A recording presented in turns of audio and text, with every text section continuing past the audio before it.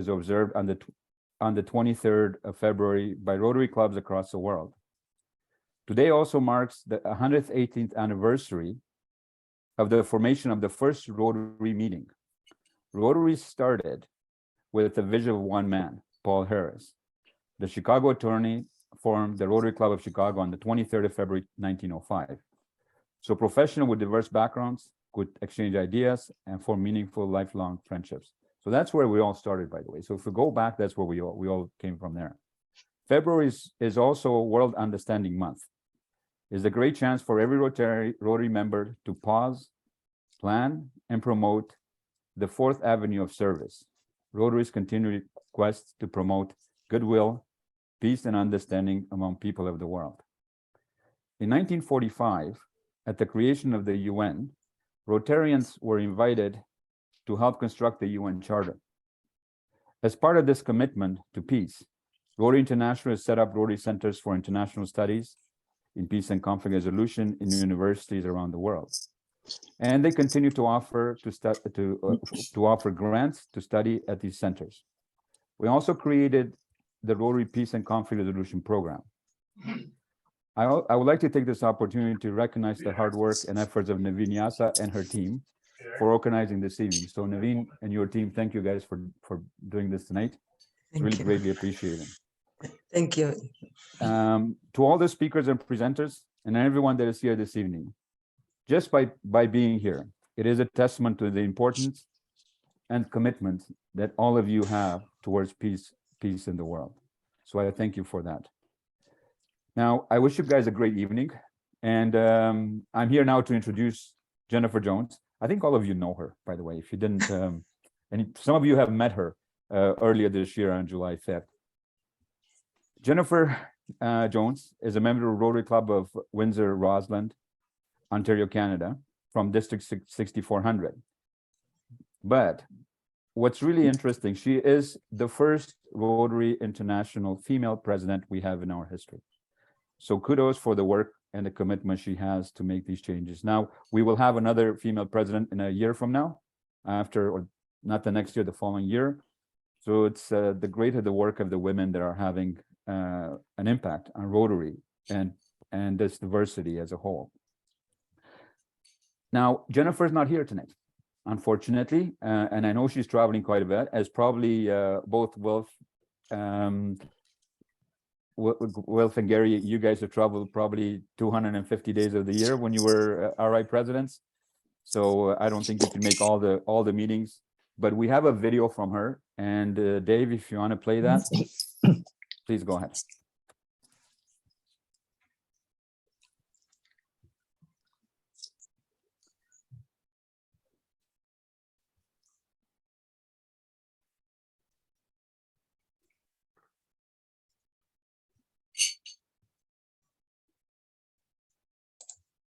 Greetings, my friends. It is my great honor to send you goodwill and good wishes from Rotary leadership and all across the family of Rotary. Rotary's core values, our traditions, our heritage, these are powerful things that we hold true and yet build upon as we imagine how we can be so much more. When an organization like ours dreams big things like ending polio and creating peace, it becomes our responsibility to make these dreams a reality. We imagine a world that deserves our best, where we get up each day knowing that we can make a difference. By telling our story and aspiring to do more each day, we imagine Rotary. Thank you for playing an important role in this effort. Together, there's no limit to what we can achieve.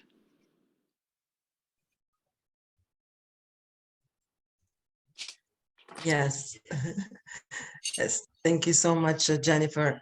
Yeah, we've asked her to attend, and she's, as Yosef says, she was busy, and she sent her video with us.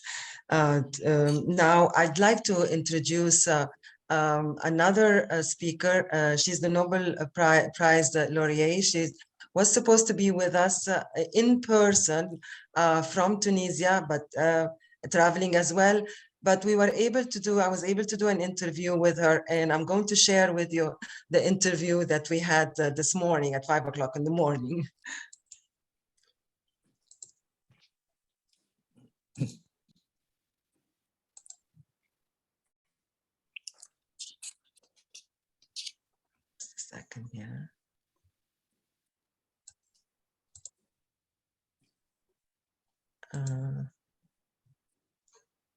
Can you play? Just a sec. Can you hear it or no? Evine, it's not playing. It's not playing, so I'm going to try and share again. Sorry. We saw her, I We think. saw her. Yeah, just the image, but yeah. Okay, so I'm going to. Yep.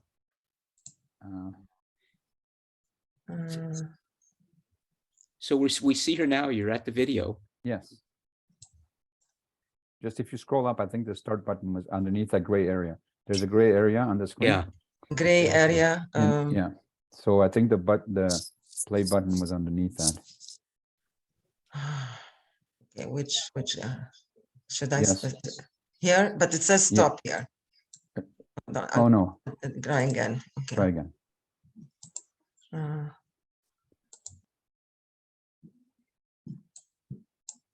See, the gray area is larger now, and you have two other spots, or on my screen anyway.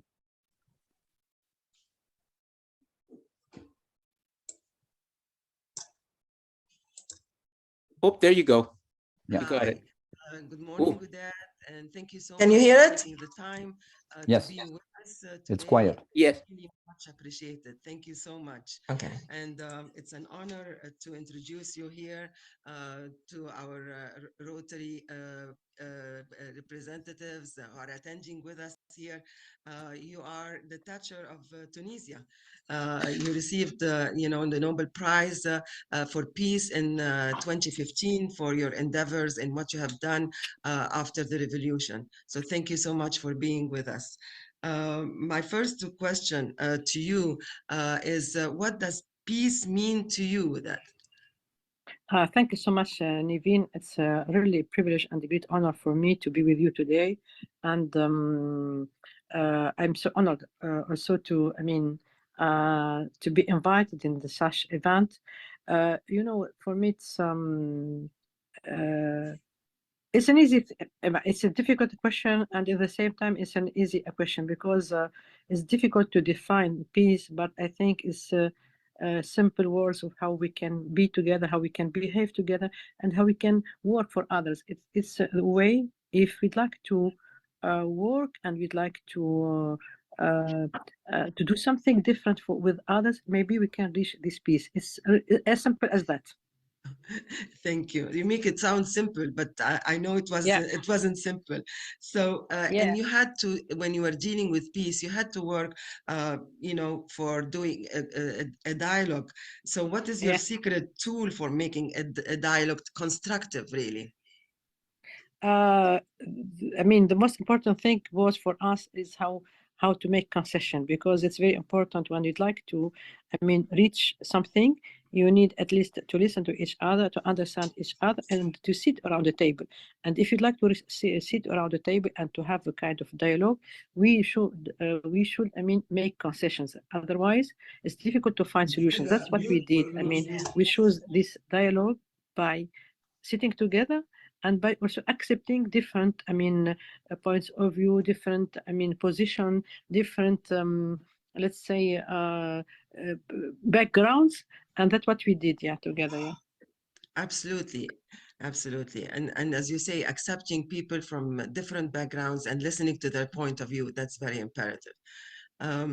Udad, what was the biggest challenge you faced when you were working with the quartet? You were working with the team during that time. So tell us about it. The biggest challenge was, how to succeed, because even though we were as 4 persons from the civil society and we were elected just by our members, so how can Tunisian trust on us and how we can lead this dialogue? That was really, the big challenge, and how we can succeed, because it was a group initiative, and it was a kind of how we can respect each item in the roadmap.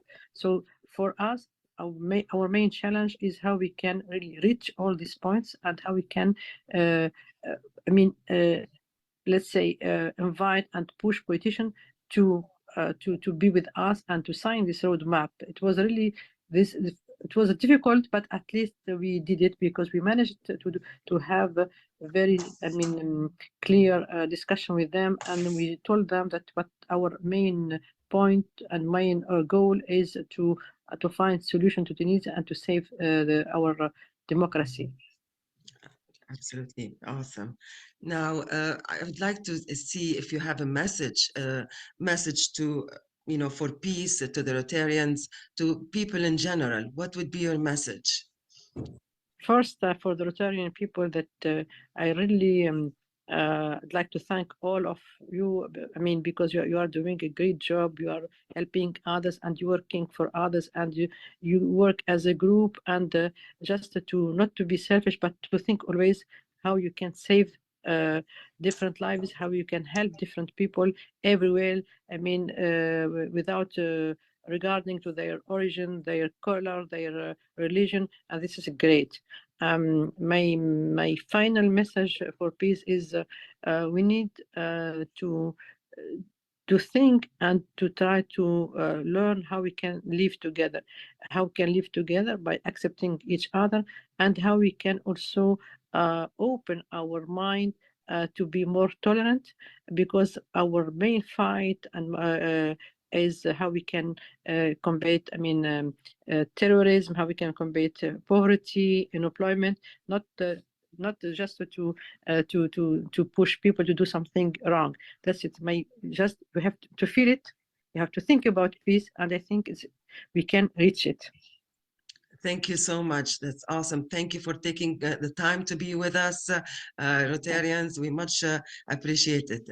Thank you so much with that. Thank you so much too, and really good luck for all of you. Thank you. Yeah, I'm going to stop sharing here, and I just wanted to say that Widad Bouchami is considered like the Thatcher of Tunisia. And, she received the Nobel Prize in 2015 after the revolution. And she was working with a quartet, and she was able, to achieve peace after all the upheaval that happened in Tunisia. So that's a little bit the background about her. And now I'll leave you with Renata. Renata? Okay. Hi, hello everybody. So I'm going to introduce Mr. Omaid Sharifi from Afghanistan. Yeah, I hope it's with us. We got 43 people right now, so I don't know. I didn't see. Omad? Okay. If he didn't, then so we can just maybe we'll. If he comes in, then we'll know maybe he's a little bit late, and who knows about the connections in Afghanistan. That's right. Okay, so you want to proceed then with Michael Collins? Yes, absolutely. Okay. Michael, you're with us, I presume. Hello, good evening, everyone. Yes, I am. Yeah, good. So Michael Collins, he manages the IEP. Those of you who know that Institute for Economics and Peace, and he's the executive director for the US. And the Institute for Economics and Peace is a nonprofit, nonpartisan research institute, and it's dedicated to shifting the world's focus to peace as a positive, tangible and achievable measure. So with no further ado, Michael. Excellent. Thank you very much, Naveen. I'm going to go ahead and share my screen very briefly here, just to add in a couple of graphics. I'm assuming that you can see that. Yes. Okay. And the reason is because I always like to start with this particular slide here. It's called the knotted gun. And, I think that it's a wonderfully visual depiction of the cessation of violence, right? I mean, tremendously. And it's become very much sort of an international symbol of peace. At the same time, I sort of use it to try and sort of explain and unpack a bit the concept of positive peace, which IEP defines as the underlying attitudes, institutions, and structures that create and sustain peace. And the way I tried to do that is to, think about, for example, if we wanted to physically knot this gun, what would be the kind of things that we would need to actually do this? We would need, perhaps, I'm assuming, an intense source of heat and corresponding fuel. We'd probably need a hammer, a vise, a workshop. We'd need safety equipment, and we'd probably need a few friends to give us a hand to a certain extent, right? And, the first thing, sort of the key point to touch on there is that, these individual tools, as a standalone, you may not naturally sort of connect to peace and to peace building, right? Let's say whether that's a welder's mask or a hammer, you wouldn't say that it's a natural peace building tool, but it is nonetheless absolutely integral to peace. Now, not seeing that connection sometimes can be sort of a bit of an obstacle. So, for example, if we think of Rotary's 7 areas of focus, I can attest to the fact that all of those areas of focus contribute meaningfully to the creation of peace around the world. But at the same time, there's a 7th area of focus that is peace and conflict prevention. And it kind of makes you think that whatever is happening in that area of focus is something that doesn't apply in the other sphere. And that sometimes, you have to have some kind of sort of Freemason-esque insight or erudition to actually be an effective peace builder. But actually, many of the tools that we have to be able to build peace are things that we have hanging around in our garage, to kind of sort of extend the analogy a bit more.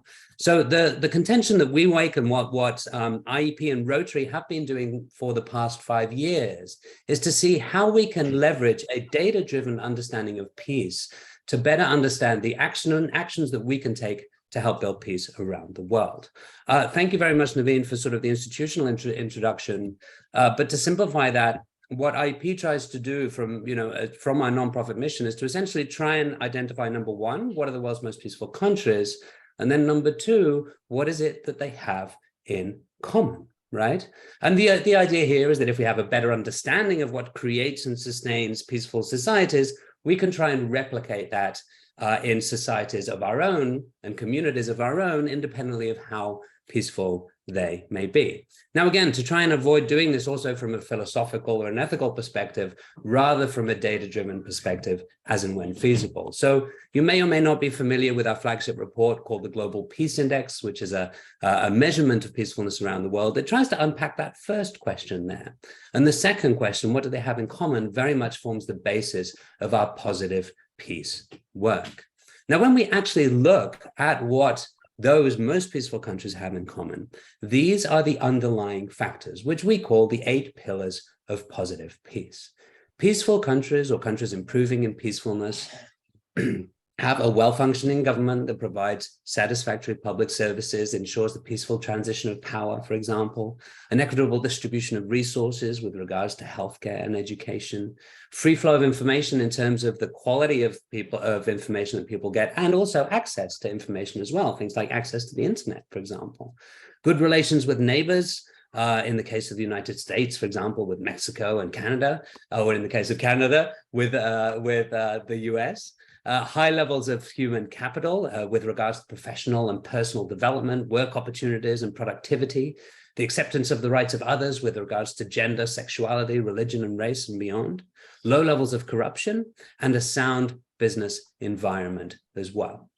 So what does kind of sort of I'm just going to quickly unpack a couple of additional things. Through the research, we also see that the countries that become peaceful most sustainably do so by making small improvements in all of these pillars simultaneously, rather than a major shift in one of these individual pillars, right? Furthermore, all of these pillars are very much interdependent between them. So what does this kind of sort of mean to us, and how can we actually use this framework to be able to build peace in our own context? Well, this is something that we are also doing with Rotary, and we are using this framework through workshops, through trainings, through consultations to be able to build peace at the local level. Now, there's a myriad of ways to be able to do this, and it can be very detailed, it can be complex, but it can also be very simple. I'm going to share 3 very simple ways of leveraging what we call this positive peace framework, the 8 pillars of positive peace, to help build peace in your communities. So the first question that you could ask yourself, for example, is what is the impact of your program or project on each of the pillars of positive peace? Now, perhaps you're organizing a food pantry, or perhaps you're putting together a free library or a peace poll for that matter. Now, it's incredibly important to be able to ascertain if you want to be a peace building club, a peace building organization, or for it to be a peace building project, that you are at the very least not causing harm to the other pillars. So a bit of a reflection as to how your project, whatever that may be impacting these different pillars can be very important from a do no harm approach. Example number two example number two is this one here, which is in what pillars is the community strongest and in which is it weakest? It can also help us to be able to prioritize intervention, whether that's in our own community or if we want to get contentious in our own Rotary Club. How would we score our own Rotary Club in each of these pillars of positive peace? Would we score it differently? And, would scoring something very low provide us the opportunity to be able to provide, make advancements in that particular area?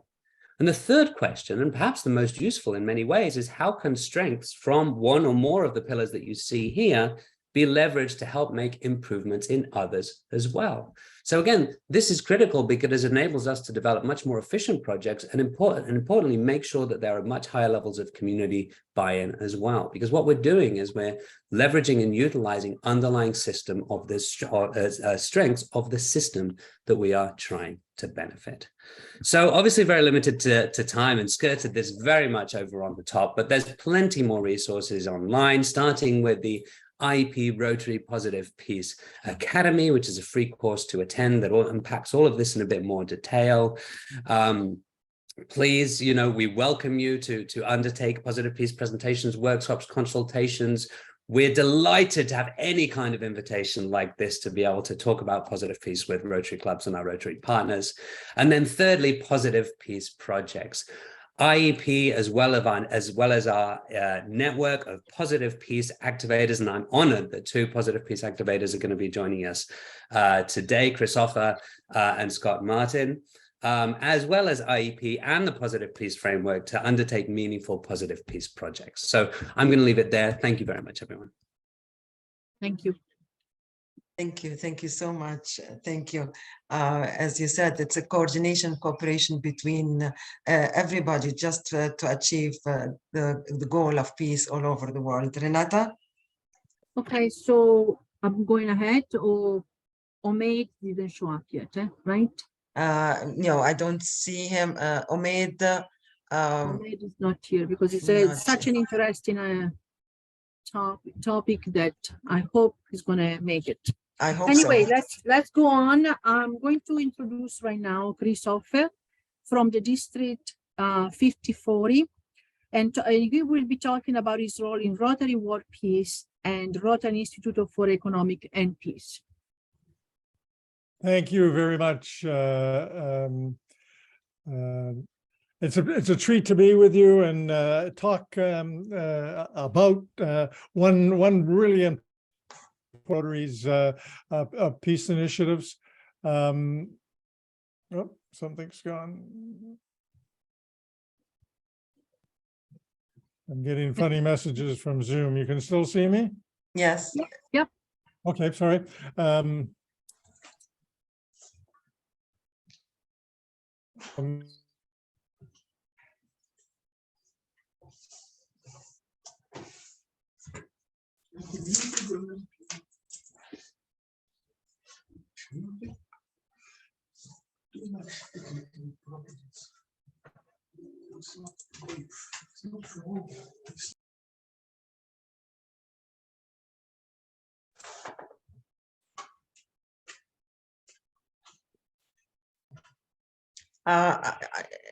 Chris, are you there?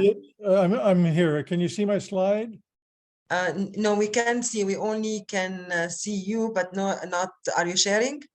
I was, and it jumped out. We'll try again. Yes. Where are we here?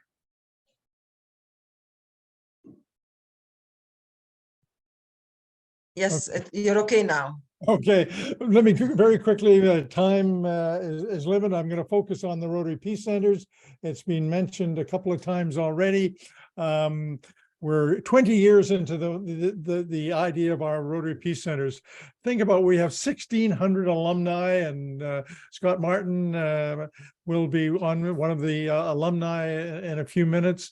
And this is really around the world, our initiative. So here's our Peace Centers very briefly. In yellow, our master's programs, and currently our 2 certificate programs. And I'll tell you the difference, but the masters in the United States, Great Britain, Sweden, Australia, and Japan, and Uganda and Thailand for our 2 certificate programs. So here's the very briefly, and time doesn't allow me to go into a great deal of difference, but the master's program, they're regular students at that. You've got to think, the Rotary Peace Centers isn't a bricks and mortar place. It's part of the university. The students in the master's program are integrated into the university. They must qualify to be admitted to the university at the master's level, and study with other students in a variety of faculties, a variety of departments. Our certificate programs are focused just the Rotary students are together, and they're different. The master's programs are students that are going to go on to careers in peace. The certificate program are generally mid-career, people that are already working in diplomacy, military, police, NGOs, and they're already in it, and this gives them a jump up. Here's the components of the master's program. And I think your governor already said this when he introduced the program. It's fully paid.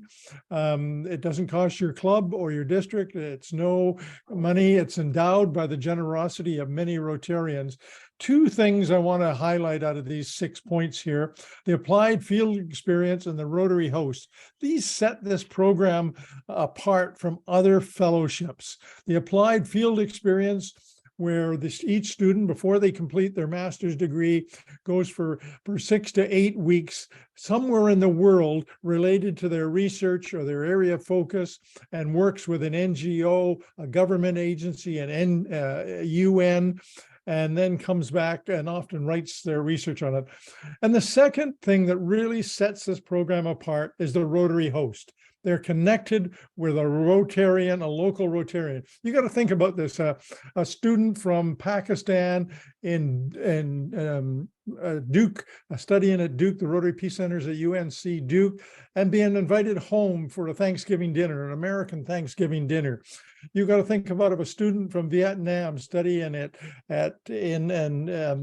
Bradford in the UK, and they go in the historic city of York, being taken not by a tourist guide, but by a Rotarian that has lived there all their life and shown the ins and outs of life in the UK. And similar things happen all over this program. So the master's program is really unique in this way. We've last 2 years ago, we've changed the focus of our certificate program to a 1-year program. Misunderstanding, it's not 1 year in a classroom. As you can see, there's actually 11 weeks in a classroom. They go to Makerere or Chulalongkorn for a week, study, and then 10 weeks away. Actually, the 10 weeks first, then the final week is at the end. But they spend 9 months back home in their jobs working on their project. So we feel that this is a better integration, a better way for them to study. Here's a real snapshot of the current class. As you can see, 92 finalists, a little slightly higher because of COVID. We had some candidates who were deferred, and Queensland has taken a couple more. 42 different countries. Actually, the male content is slightly higher. The last few years, we've had about 54% female and 45% male. So the gender mix is actually in balance, but it's been more female. So you can see the age difference between the master's and the certificate. So we're reaching Rotary's goals. This is what we want, a diverse mix of students studying peace. I'm often asked, and my job in Rotary right now is chair of the Rotary Peace Centers Committee. We do the final selection and recommendation to the trustees on who gets the fellowship and oversight of our peace centers. Ask, how do we know it's a success? Well, that's a very difficult question to answer. But when we look at what jobs our alumni are working in, that's our gauge of success. Are they working in the field of peace and development? And the answer is yes, overwhelmingly. Are some not? Yes, there's a few that drift away into other vocations, but the vast majority. And we are able to stay in contact with about 95% of our alumni. So we know where they are and what they're doing. Very briefly, these are our applications. This is the good news, not a bad news story. Good news, challenging story. The good news is that our number of successful applicants is going up. We had about 1,500 applicants. This chart actually shows those that are qualified. Out of the 1,500 applicants, about half met the minimum qualification. As you can see over time, it's going right up. That's a challenge. How do we interview 750 people?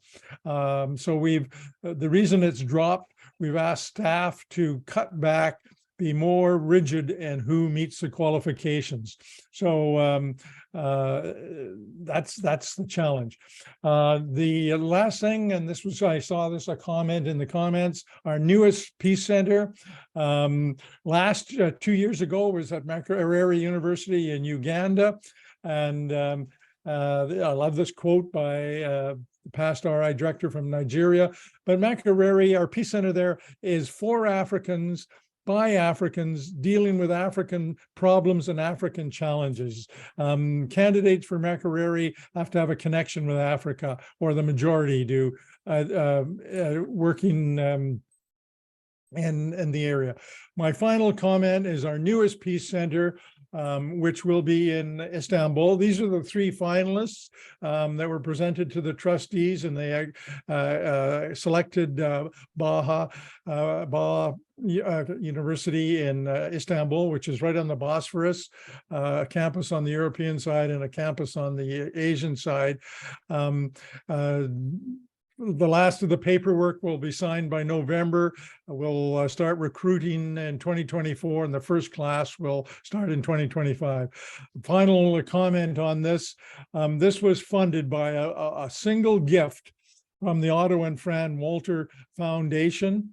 Of $15.5 million was given to the Rotary Foundation to fund our newest Peace Center for the Middle East and North Africa. So we're very excited. It will be a certificate program, not a master's program. So we're really excited about that. So thanks very much. And what can you do? You can recruit students for the Peace Centers. Your job is to go out, and as those numbers showed you, don't be disappointed when they're not accepted. It's not that they're not good candidates. We're just getting the best of the best, which is what we want. So thanks very much. Oh, Thank you so much. Yeah. Thank you so much. Okay, we're going on now with Scott Martin from Rotary Peace Fellow, and he will be talking about Rotary Peace Scholarship and Mediators Without Borders. All right. What a wonderful way to follow up, 2 gentlemen. I feel like I've set this talk up lovely. And it's also lovely to be with all of you. Let me share a screen here.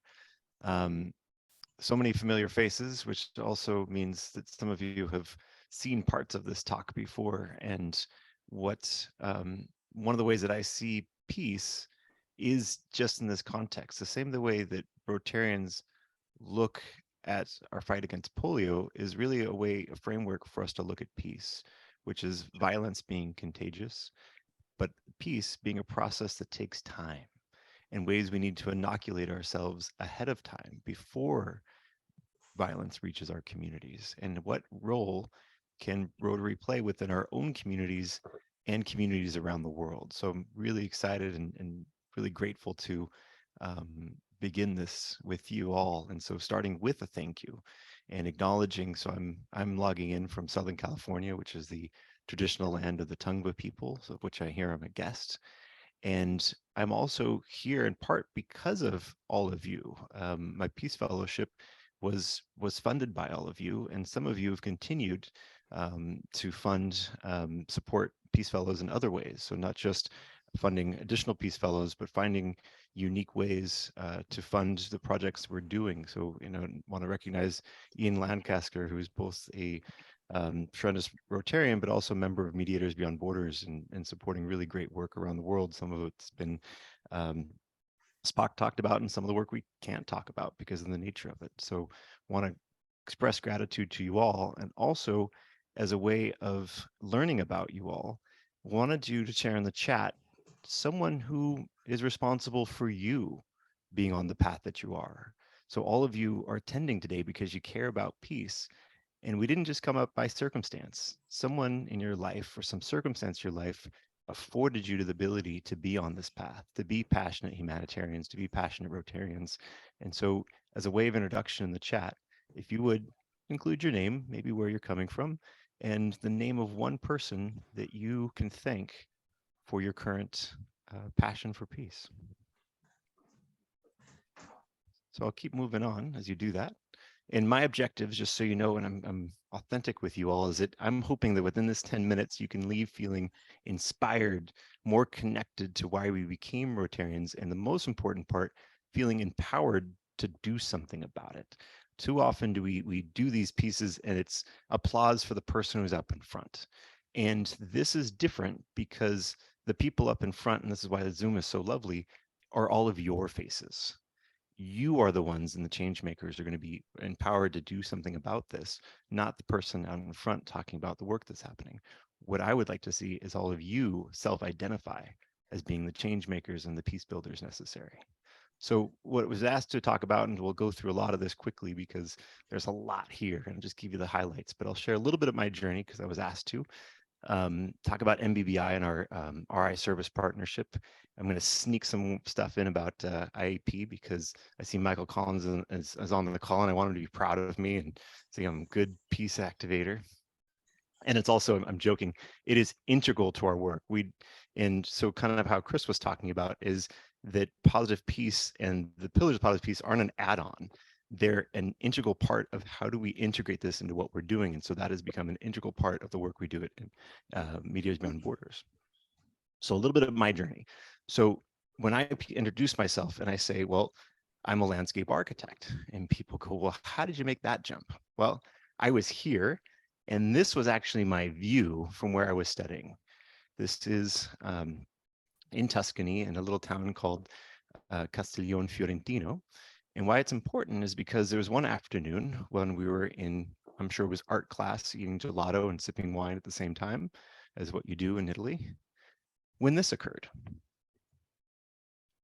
And being in the afternoon and watching this occur, I had a unsettling feeling that I didn't know what to do with, which is I could see rage, sadness all around me and people's responses to it. And I had a different response that was unsettling. I felt compassion, including for the both people dying, all the families, but including the people who did this. What I saw was this is how loudly someone had to speak to feel listened to.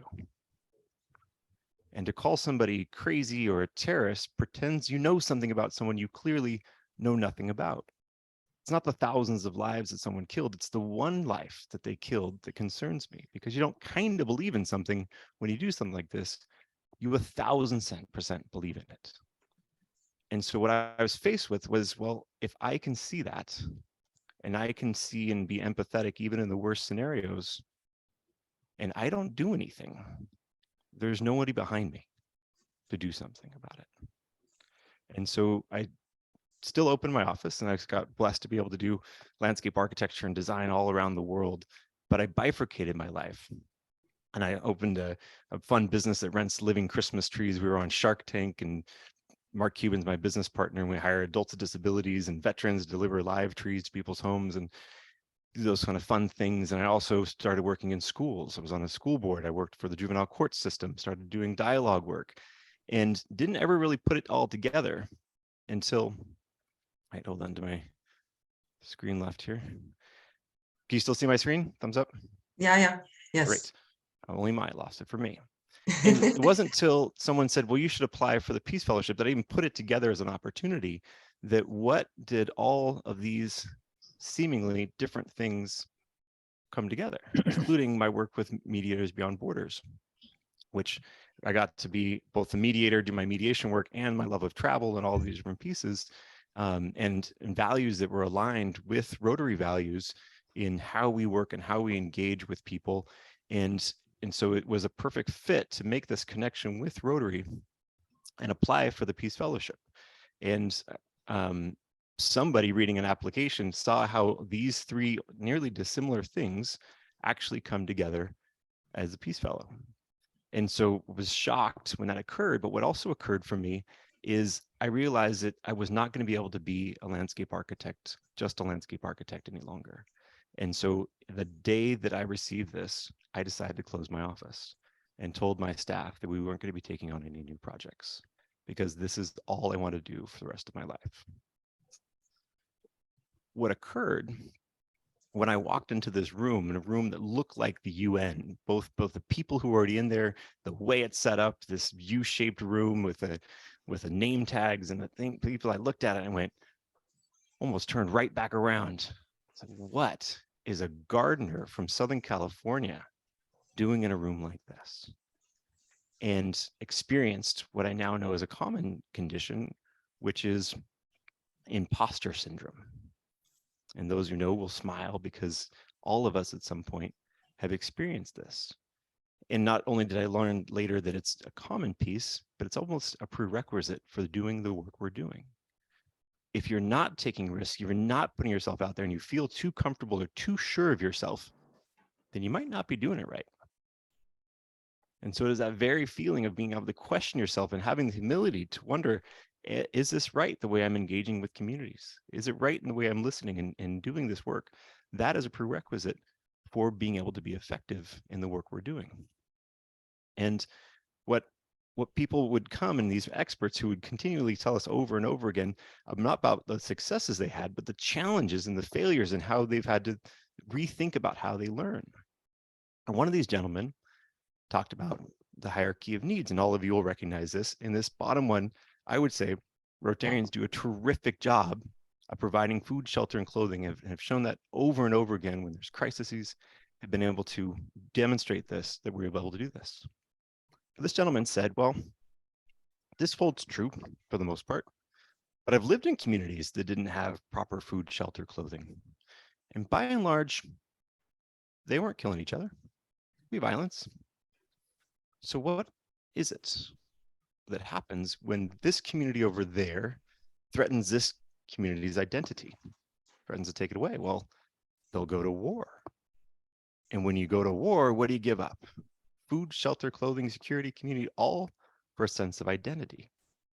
And so at the core of this, what you'll see is actually, when we're talking about violence, is identity being a major driver of violence in the world and conflict in general. And so what I'll invite you to do right now is think about the conflicts in your life. And it turns out most all conflicts, you can challenge me if you'd like, stem from these three things. Think about all the different people you've argued with, have been frustrated. Typically, at least one of these three things has been challenged for you. Either your identity, your safety, your physical safety, your emotional safety, my recognition. And so these start looking more akin to what our universal needs are with regards to conflict. And when they're not met, what happens? Well, there's another gentleman said, well, that's a little oversimplification. Really, it's these 9 basic human needs that need to be met. And different way of looking at this, and I know this is not how IEP looks at it, But what I looked at from a conflict lens, when I look at the pillars of positive peace, is you can say another way of looking at our ability to have our universal needs met is what creates peace in our world. And so you heard Chris Offer talk about it and Michael talk about what positive peace is. And I'm going to argue that what positive peace is, in addition to those things, is our ability to meet each other's universal human needs, as a difference to when we're just not fighting with each other, but underneath it, our needs aren't being met. When you're in a relationship and you're not outwardly fighting, but would you say your needs are being met? Do you feel like you can talk about anything? So that's kind of the difference I see in terms of conflict between these two words. So when you now look at the pillars of positive peace and pieces you can measure and demonstrate what brings about a peaceful society, you can see how all of these are connected. And when you start looking at our universal human needs, you can start to see an overlap about how good relationships with neighbors lead to our ability to create meaning and belonging in the world, high levels of human capital, sustenance, our autonomy, okay, our high levels of communication, free flow of information. And we start to look at where does conflict come in society. So you can look at those pictures and you can say, that's bad. We don't want conflict like that in our community. But what your different way of looking at that is looking at people whose basic human needs, basic universal human needs, are not being met. And this is an expression of people's basic universal needs not being met. So you can quell violence, or you can have an understanding of what is our role to make sure all of our communities' basic universal human needs are being met. And what peace actually looks like is when we're able to connect communities. And we have the mechanisms, as we were told, that in your garage, right? So as Michael was saying, we have these access to it. We do it. It used to be every week in our meetings. We share our values, we share our meaning with each other. And this is just a map, and this is why it's so great to come after Chris Alfer, of just where the Peace Fellows are, investments you've already made with folks who can help you be more connected in your communities. Maybe how much longer do I have? Give me a time check here. 2 minutes. All right, what can I do for you in 2 minutes? Let me I'll click through some of these and I'll get to some good ones of projects we've done for just that, for Rotary clubs to be able to talk about the conflicts within their own community as a threshold for being able to address conflicts in the greater community. So if we can't talk about it with ourselves, how in the world are we going to engage in our communities? And so looking at that vision of, we have 44,000 clubs around the world. What if all of them could talk about this? And so maybe I'll leave this as our kind of one of our closing slides here, which is Dim Gevoelen Kem Guden Silgaden, which means, this is Niska, for listen with a compassionate heart. So when I had the honor of being able to train alongside of Niska elders recently in District 5040, one of the pieces on listening, the elder said, well, Martin, what you're saying is not a suggestion for us. This is a law. And I thought to myself, wow, a law, listening with a compassionate heart. Why is that a law? Careful not to hurt the heart of others. Well, now if I look at brain science and what happens to our brains when we feel threatened by our environment, is only thing we remember are those threats. We can't remember the positive things about each other.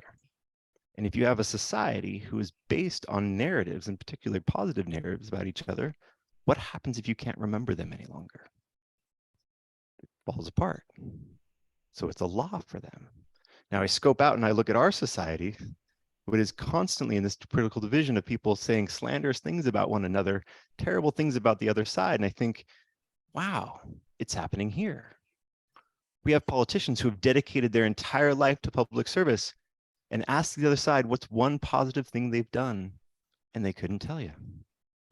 And so by not following this Niska law, our societies are falling apart.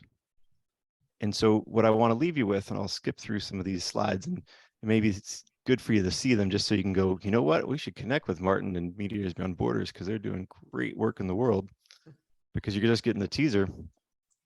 Can't share that all with you except for this, which is, what if when we saw that Rotary sign outside the community, that sign meant peace? That's what Cities of Peace meant, is because we have one of these signs that says where is a trusted place we can go to with our conflict, with people who know how to handle conflict in the right way and how it can be a catalyst for moving our communities forward, and seeing how peace is foundational to the Rotary and who we are. Thank you very much. Thank you. Thank you. Thank you, Martin. That's awesome, really. And as you said, conversation is the most important thing, really. Conversation. Thank you so much. We're all captivated by what you have said. Thank you. I was wondering if Mohammed Ghammam was able to join us. He's the chair of ICC from Tunisia. I'm trying to see him. I don't see him on the call. So maybe it's about 2 o'clock in the morning there in Tunisia. So maybe, you know, something happened there. So I'll move on to John Curry from HIP, Honoring Indigenous People. John, you're with us? I am. Thank you very much, Naveen. Good, good, good. So John is the executive director for HIP, for Honoring Indigenous People. And John is also serving as the president of the Rotary Club of Pickering. And he's a member of the Cultural Advisory Committee for the City of Pickering, and provides guidance and expertise on community engagement and matters related to the provision of cultural services in Pickering. John is accredited with directing organization, transformation for nonprofits and social enterprises. Prior to joining HIP, John was Chief Information Officer for the Ontario Safety Association of Community and Health Care. With no further ado, so I present you here, John, with us. Thank you, Naveen. And I'm past president now, a few years past, but thank you for that. I appreciate that. Yes, I am. My name is John Curry. I'm past president of the Pickering Club and currently the executive director for HIP. I'd like to also recognize that I'm dialing in today from the treaty lands of the Mississaugas of Scugog Island First Nation, who we do a lot of work with and will continue to work for the betterment of the land. It's important that we recognize the land acknowledgements, one, to thank the original stewards for their great stewardship of the land, and to acknowledge our relationship and treaties, agreements with them, but also to remind us of our shared responsibilities. And that shared responsibility is something that's a theme with HIP as we go forward. I'm not going to go into a lot of detail about Canada's history with Indigenous people. I think there's a lot of information that's out there. What we can agree on is that it's been very tragic and very wrong. And we are here now in HIP to find ways for us to move forward, but also to reconcile all of these wrongs that have occurred. And more recently, we're hearing of students being found or graves being discovered, and more of this type of news is coming out in the media on a regular basis. But what I'm really happy about is the work that we're doing as Rotarians, and using HIP as a vehicle to be able to move forward. Now, HIP was formed by Rotarians in District 7070, and it is a partnership, a real true partnership between Rotary and Indigenous people across Canada. I'm very, very proud that we walk the talk. We walk together, and that our board is made up of 50% Indigenous and 50% non-Indigenous. Will always be 50% Rotarian. Doesn't mean that we can't eventually even potentially be 100% Rotarian, as we see trends where Indigenous people are joining Rotary, because we have so many things that in common. And as some of the previous speakers have mentioned, when you share values and you share common interests and you share common challenges, those are vehicles for us to find peace and to walk that path together. The other great thing is that we're 50% women and 50% men, and we do stretch from coast to coast. Now, our vision and mission is really to build to bring Indigenous and non-Indigenous people together because we share so much in common, but also to the fact that that we are interconnected. And I think if there's anything that showed how interconnected we are, it has been COVID, as that's gone not just across Canada, but around the world as well. Our primary, what we've discovered out of all of this is one of the things that we stay focused on together is really about that next generation, about youth. In Rotary, we've always had that focus on the next generation. It seems to be even more so important as we're looking at reconciliation across Canada. You'll see here that not only do we have board members that stretch out across Canada, we also have district representation in every district across Canada, which is very exciting and plays a role into the project that I'm about to talk to you about. One of the things that we've done is we focused on the next generation, and we started a number of pilots, and we had a vision 7 years ago of how we can bring Indigenous and non-Indigenous youth together. And we started with a few small pilots. There were small canoe trips. There was event opportunities to bring youth from Toronto up to Moose Factory to teach those youth about robotics. And in exchange, they would get knowledge on land-based education. And these opportunities, as they were happening, took on a life form of their own.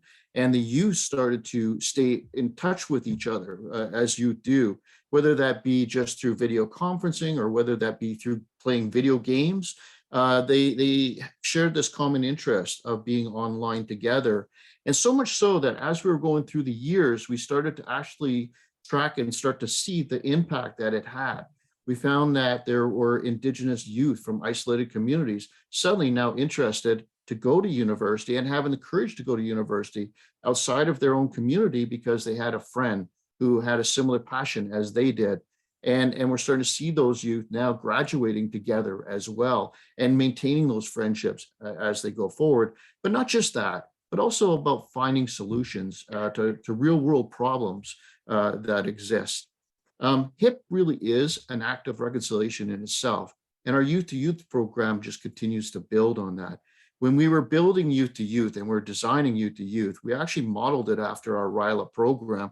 And it just made so much more sense because the system was already there. There were some changes that we had to make to be able to adapt it to working with Indigenous people across Canada.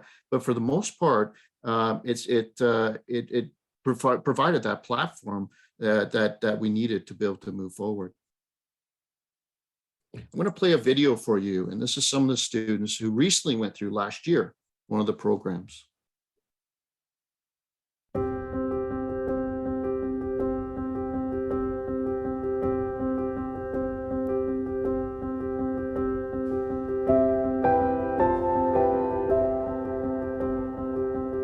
HIP's Youth to Youth program is about bringing the next generation of Indigenous and non-Indigenous youth together to make real change happen.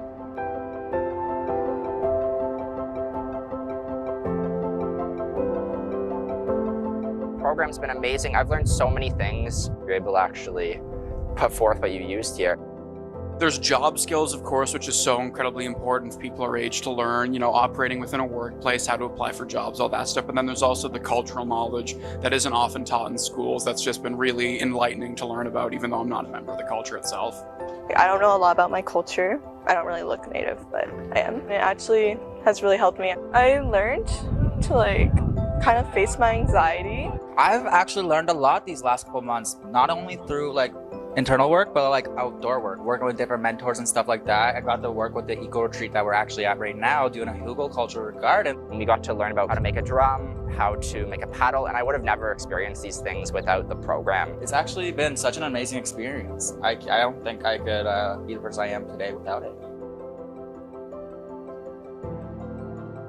Reconciliation to me means making better relationships with people that were on this land first. I just want to be a better ally. I came in knowing nobody, and I'm almost friends with everybody. It's just a great program, and all the leaders here are amazing as well. They're so supportive. And everybody's so nice and such a good environment to be, honestly. I wish like we can do it again. It's just been a really enlightening experience, and I recommend it to anyone who really wants to, make a difference or learn how they could start.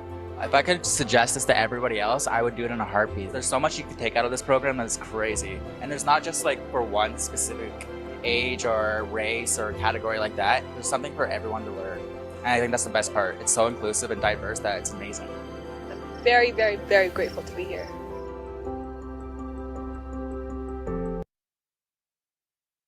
It was some of the youth that had attended one of our sessions last year, and each one, as I was mentioning, takes on a life of its own. Now, this has a multi-tiered impact that isn't just the youth that are impacted, it's the communities that are involved, it's the Rotarians and the Indigenous leaders that are involved. That impact happens as well. And I'll tell you a quick little story, is that when we're working together, we discover things that we're not aware of. For example, as we were planning our national event that'll happen in March of this year, it was discovered that on the reservations, Indigenous people cannot get insurance. They can't get insurance for a building. They can't get insurance for an event. These are things that you wouldn't normally even think about. The challenges that exist, for some of the people that live on these reservations. But through the program, they get uncovered, and now we become advocates, and we become problem solvers on how we can fix those type of problems to get to true reconciliation at the end of the day. The event that's happening in March is absolutely amazing, and it is the evolution of everything that we have built up to this point. It will have 50 Indigenous youth, 50 youth in total, 25 Indigenous, 25 non-Indigenous from all parts of Canada, and including the North, like Yukon and BC and the East Coast. And they're all going to be coming together in Winnipeg. They're going to spend 4 days out on the land on a reservation. And then they're going to spend some time in the city, in the urban Indigenous settings as well. And we're very, very happy to say that the Canadian Human Rights Museum is also a partner of ours in this endeavor. Now, something like this would not have been possible without all of the Rotarians across Canada. We have all 18 districts participating, and not just participating in such an enthusiastic way that makes something like this just happen. And it really does touch my heart in wonderful things, wonderful ways. The youth to youth, for the youth themselves, it definitely builds the relationship. It builds cultural awareness on all aspects. We have the youth actually attend cultural awareness training prior to even attending the event itself. Originally, we were just focused on non-Indigenous, but the elders and the knowledge keepers said, no, our youth also need to attend. They don't know a lot about their own culture, and they don't know about other Indigenous cultures either. And so now we mandate that all youth who attend participate. There is a focus on environmental or land-based education, and the teachings are all led by Indigenous people. And we're powered by Rotary, but the teachings are definitely led by Indigenous people. And that was all that I had, but thank you very much for allowing me to share that with you today. Thank you so much, John. That's awesome. And as you said, the youth are the future, and that's what we're concentrating on, future and the hope for the peace. So thank you so much. Renata?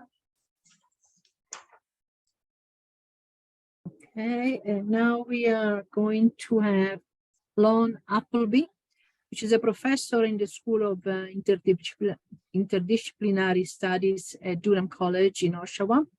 And he's going to be talking about the global vision for today's college and university students. Thank you very much. Can I begin now? Everything Yes. okay? Yeah. Excellent. In a moment, I will share my screen and show you one picture that will help to introduce you to what we're doing with the Rotary Global Classroom at Durham College. And I'm just going to speak for 2 or 3 minutes and really just kind of cut to the beating heart of what we're doing right now with the Global Classroom. And first, let me just thank you all for coming together for this, and Naveen and Renata for pulling this together. I want to just say that I spend a lot of time as an educator today thinking about the future. And it's something that young people very much are thinking about. We're living at a pretty compelling moment in human history. And I think we all would agree, coming out of the pandemic, that there's something that we need to do differently, particularly in education. And we need to recognize that the world is changing, and change is only going to result in a better future if we create that future, and we can. And I want to show you a picture of something that I think makes me feel optimistic about the future and hopeful at a time when there's a lot of I would say pessimism about the future among young people. And so let me just show you this. I'm going to share the screen right now, and I think I can do this. And right now, I want to go to my screen. Can I share that right now? Am I able to? Yes. Yep, share screen. Yep. Okay, so I'm just clicking here, share screen, and then where do I go? Okay, go share screen, and then I want to share. It won't allow me to, just a second. Okay, it's not allowing me to share for some reason. It might be because Is it opened already, Lon? Yes, it is open. It's opened. So I have a picture of the Global Classroom right on my screen right now that I'd like to share with all of you. But when I go to share screen, who can share host only? Okay, all participants. It's not. It's on there when it says share screen, and when you click on it, it should show what you have there. Yes. And then highlight it and then share. Okay, it's not showing me what's on my screen. It shows whiteboard and everything. Why don't I just talk and okay, I can take you all to this. To the journey. Yeah, exactly. And everybody can see me. I'm at home right now. Great.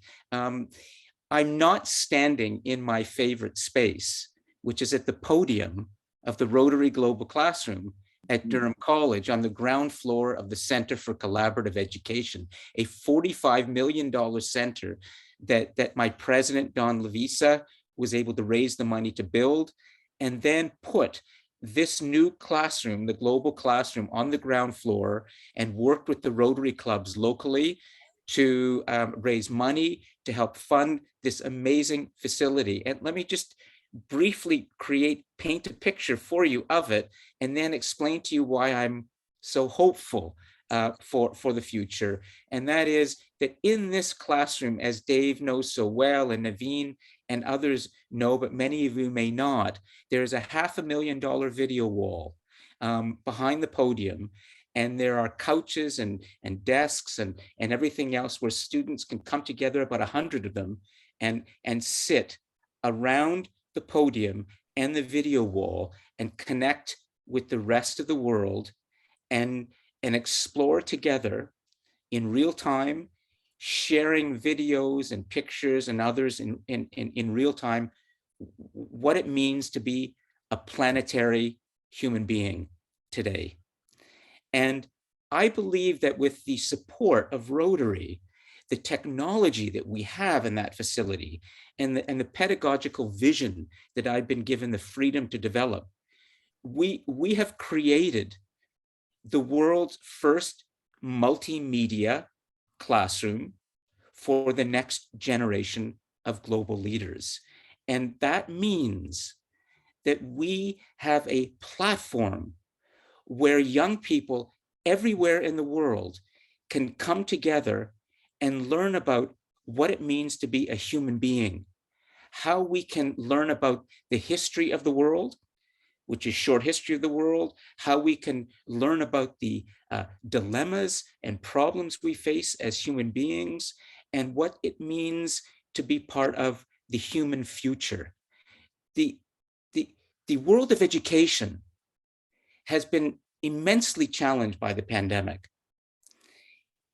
I believe that coming out of the pandemic, we have an opportunity to use technology in a much more liberating, inspiring way than we ever have. Technology got us through the pandemic as educators, but we haven't used technology well enough. And I really see in the Rotary Global Classroom, what we are able to do is use technology in a sophisticated, developed way that allows all young people and the next generation to come together and explore together how we're going to create a planet-wide global civilization that is going to be one of less conflict, more understanding, less cruelty, more compassion. And the only way we're going to be able to do that is if we connect together in real time, and we use technology in a way that is exciting and creative. And that, to me, will allow for a future which finally will do this. A student gave me this recently as a present. She said, you know what you're doing with the global class at Durham College? You're creating the new classroom for humanity. She gave me a water bottle. And here it is, the global class, the new classroom for humanity. And we're going to start producing these water bottles and continue to really build what is the classroom for the future. I'm sorry I couldn't share with you today what we're doing. I think part of the problem is at my end. We're now using a new video conferencing system that we're creating. And we're not using Zoom anymore. We're using a system called Toria. And that may be the problem at the moment. But there, thanks. We can see it, sorry, Lon. Yeah. We can see the pictures now. Great. Lon, I just put a picture up of our World Polio Day to give them an idea of the screen yes, and the size of the place. Yeah. And I simply want to say that I have hope for a democratic future, because there are a lot of educators like right now who are thinking really hard of how do we come out of the pandemic and do technology and education better.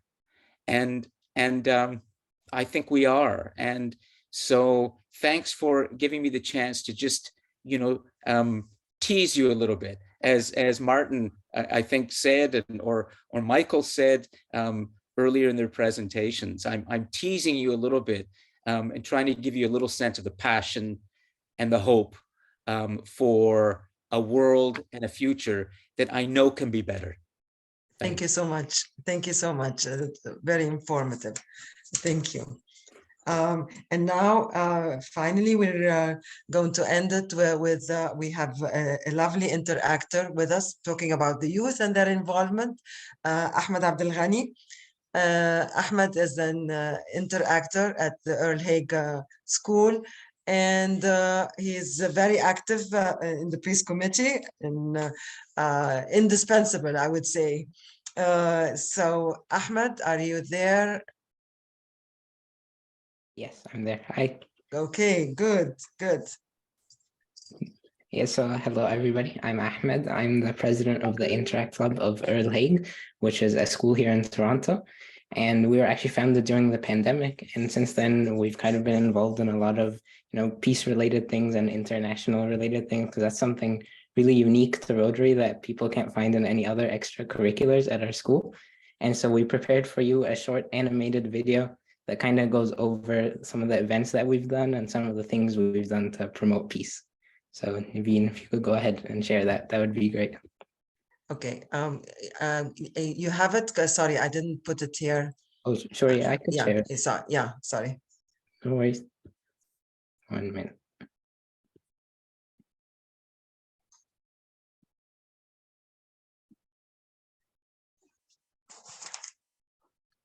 Ahmed is very enthusiastic, and it's a pleasure to have him with us on our team. And it's great to see the passion of the youth and the interactor being involved. Thank you. Do you see it? Yeah, yes, correct. I will start. We are the Interact Club of Earl Hague Secondary School, sponsored by the Rotary Club of North York. Since our founding in 2020, we have been able to promote peace and understanding in both our local and international communities through a variety of different projects. For those of you who don't know, Interact is Rotary Organization's youth division for those 12 to 18 years old, and we are proud to be a part of it. In this video, we will go over some of the ways that we as youth have been involved in the promotion of peace and international understanding, and how we are encouraging other people our age to become interested in it. One of the most popular ways we have been able to get other students at our school excited about this is through unique projects. We've been able to achieve this in our club through an annual pen pal exchange carried out for youth. This year, we've partnered with clubs from Italy, Egypt, Brazil, Honduras, Romania, India, and even Trinidad and Tobago to create a pen pal experience in which students from different countries are paired and encouraged to talk to one another about differences and similarities in their culture, schooling, and everyday life. Bringing people together from different backgrounds in this way not only promotes understanding and empathy, but also creates an opportunity for dialogue and encourages people to share their unique experiences and perspectives. Another way we have been able to bring people together is through cultural exchange Zoom meetings with different Interact clubs from around the world. During these meetings, each group of interactors got to present about their food's culture, history, music, and art, and we all got the chance to comment about and compare about each other's cultures. Through this, we were able to create a fun and unique activity which still had a meaningful purpose behind it, to promote empathy and understanding between cultures. Our generation is really passionate about raising awareness for social issues that affect us and our communities. In our club, we have been able to use our collective voice to raise awareness on key social issues through social media. We tasked each of our members to create an informative Instagram post about a designated issue, which we then circulate on social media platforms like Instagram, Facebook, and YouTube. Our posts cover a range of topics, such as the environment, global access to clean water, the right to education, and mental health. Through our posts, we aim to educate and inform our peers about these important issues, while also encouraging them to take action and get involved in making a positive impact. Our efforts have also extended beyond our school community, as we actively seek partnerships with other organizations and initiatives that share our vision of creating a more just and sustainable world. We believe that our collective efforts can truly make a difference in creating a better future for all. By taking all these actions, our Interact Club has played an important role in creating a more peaceful and inclusive community. We hope to inspire others to get involved in promoting peace and understanding, and we invite you to join us on this journey. Thank you so much, Ahmed. It's so inspiring, and thank you to see the youth involved and their enthusiasm. And with this, I leave you, and I leave everybody with what we learned. We are practitioners, just remember that. We are educators, and we are mediators and advocates. And that's what the loop, so some of you were here with us early when we started the meeting, and that was the loop that Ahmed was created for us. Just summarizing what we are. We are all this, the acronym of PIMA: practitioners, educators, mediators, and advocates. Just remember that, my friend. So with this, my friends, my Rotarians, I leave you and thank you so much for taking the time to be with us. And we all appreciate it, and we all hope for peace in the world. And it's our role to just be there and spread the peace among the people. So thank you so much. Thank you. Thank you. Well done. Thank you, Naveen, and your committee. Just a tremendous job. Absolutely tremendous. Yeah, thank you, Naveen, and everyone. Thank you so much. Good night. everyone. Hello. Yeah, thank you. Thank you very much. I see a few people on here I haven't seen for a long time. There's Frank Newell. Thank you. Thank you Hi, so Frank. much for coming and Frank being Newell. with us from all over the world. Thank you. Thank you, Very Naveen. nice. Gary, thank you for coming. Wolf, thank you very much. Yes. Thank you. And From Taiwan in the excellent morning. job. Thank you so much. Excellent job, everybody. Thank you. Thank you for the hard work of everyone. Thank you. I did record this too, so we'll be able to